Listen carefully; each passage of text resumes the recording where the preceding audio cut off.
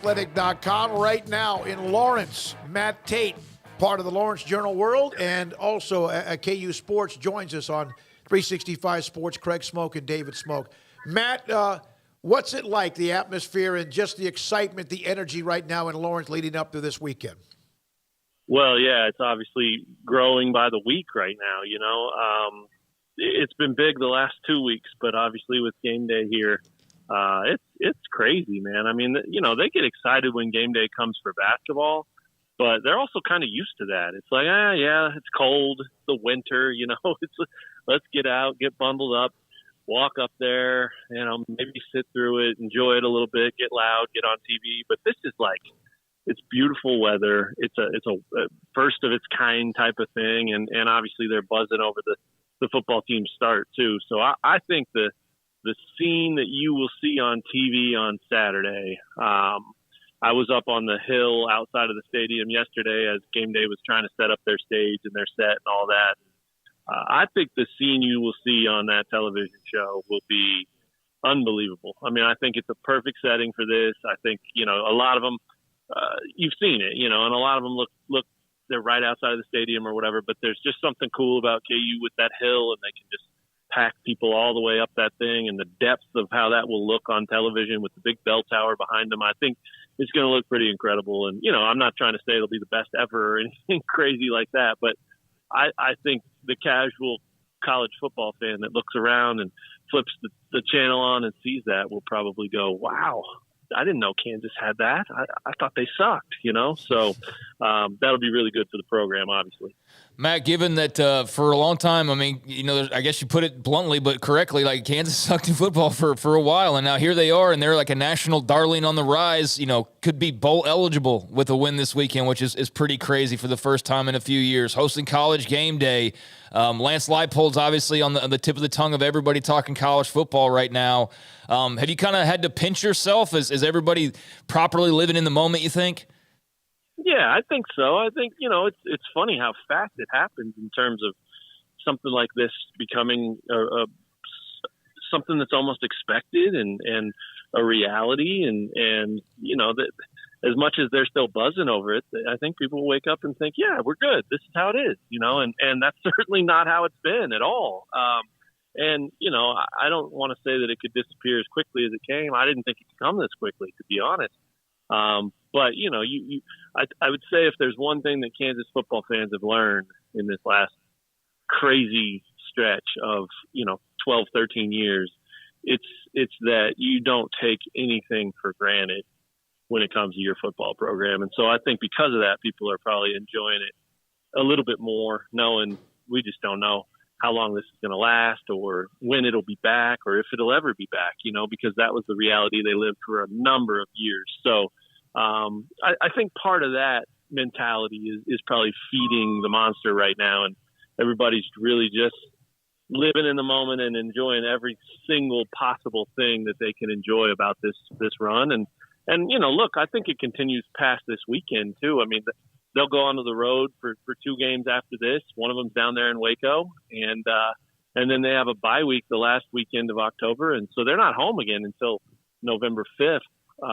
But you know what? No matter what happens in those games at OU and at Baylor, I think the fans will be fired up to pack it again on November 5th. I think they're just really enjoying it, and they don't want to take it for granted, and they don't want it to go away, which is weird because usually they're counting down to basketball and can't see it go away fast enough.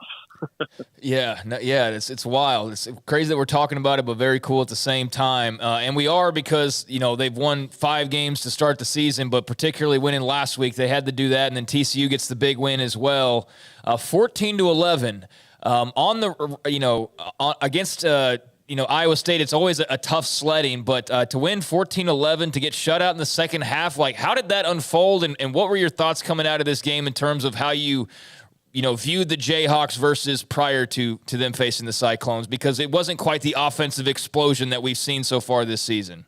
Yeah, you nailed it, and that's what I was going to say. I think I picked 35-34 Kansas, and that was largely because I thought they could score 5 or 6 touchdowns and you know, keep rolling on offense, and they didn't. I mean, they got up 14-0, and it kind of looked like that was happening, And then whether it was an adjustment by Iowa State or multiple adjustments or whatever it was, it shut down quickly. And KU got pretty conservative too.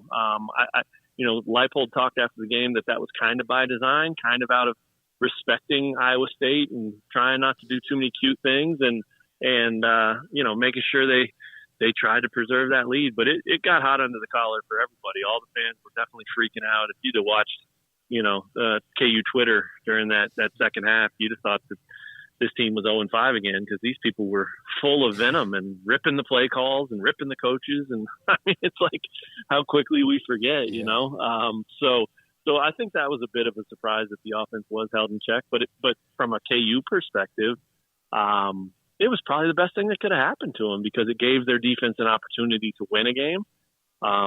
They got some help from 3 missed field goals, but at the end of the day, they only gave up 11 points, and they can walk away saying, yeah, we did that. That was a defensive win. And I think they've been waiting for that. They've been wanting to see that if they could do that, and now they did. And so as confident as the offense is, I think they'll snap back into confident mode, no problem. But the defense now carries a little bit of confidence on its side of the ball, and it'll be interesting to see how much that helps and what that can do for the team as a whole, because if you can get both of those units clicking together, this could be a pretty tough team to beat, really, for anybody. So, it's still a little bit surreal. It's still, even though it's 5-0 and you have to believe that they're a good football team, there's still that part of your brain that makes you, face the reality of, well, how good are they? And I think one of the ways to explain the answer to that is really the fact that they're 5-0 and they've beat some good teams and they've got some good wins, but they really have a lot of room to improve still. I mean, they haven't been perfect by any means. And so they've had some really sound play in some really important areas. The offensive line's been really good.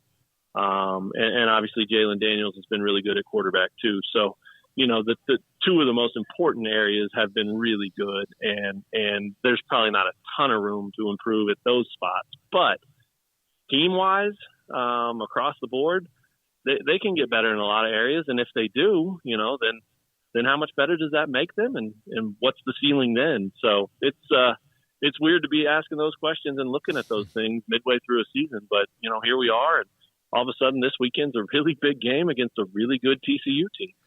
Matt, I mentioned this earlier, and yeah, they can't slop it around like that, but they found a way to win. It used to be where they couldn't even do that. They would have lost 14-11 or whatever would have happened. How important was, you mentioned the defense was able to win a game and Iowa State had their opportunities. How important was it they won an ugly game, but won the game? Oh, I think that's, it gives them room to breathe. I think they realize then that there's a little bit of that vibe of, okay, we can not play our best and still find a way. And maybe we're just clutch or maybe we're just gamers or, maybe we play poorly for 3 quarters, but when the game's on the line, we make a play. And they did a lot of that against Iowa State. I mean, Iowa State is having their own struggles this year, but there were a couple of really big plays in that game. None bigger than Kenny Logan, KU's, all-conference safety, putting a big hit on their wide receiver, Xavier Hutchinson, in the end zone. I mean, the ball's in his hands, and Kenny had to come from the middle of the field over to the boundary, and he's got a touchdown if he can just hold on to it. And Kenny gave him a big-time shot and knocked the ball out and forced him to try the field goal. And I can't remember if they missed or made that one, but either way, it saved a touchdown. And so, there's little things like that happening throughout the roster that I think are starting to make these guys believe that, like I said, they're gamers. And whether it's, automatic or not, whether it's timely or not, it really doesn't matter. They believe they can show up and make a play on any snap and a play that can flip the game. And that's really, as much as it takes players and the proper mindset to have that, for me, that's really a reflection of how good the coaching's been, because they've got these guys believing that and also understanding and emphasizing how it doesn't matter where you are on the field and it doesn't matter if it's the first quarter or the fourth quarter. You got to do your job and you got to make your play. and you have to assume that the play you're making on that particular snap is going to be the one that wins the game.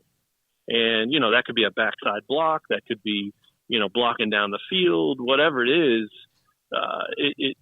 It really has resonated with these guys, and they believe that, I'm an important part of this on this play, and I'm going to be an important part on the next play and the play after that, and so on down the line. So to me, that's really a reflection of really good coaching. But also the players deserve a lot of credit for that too.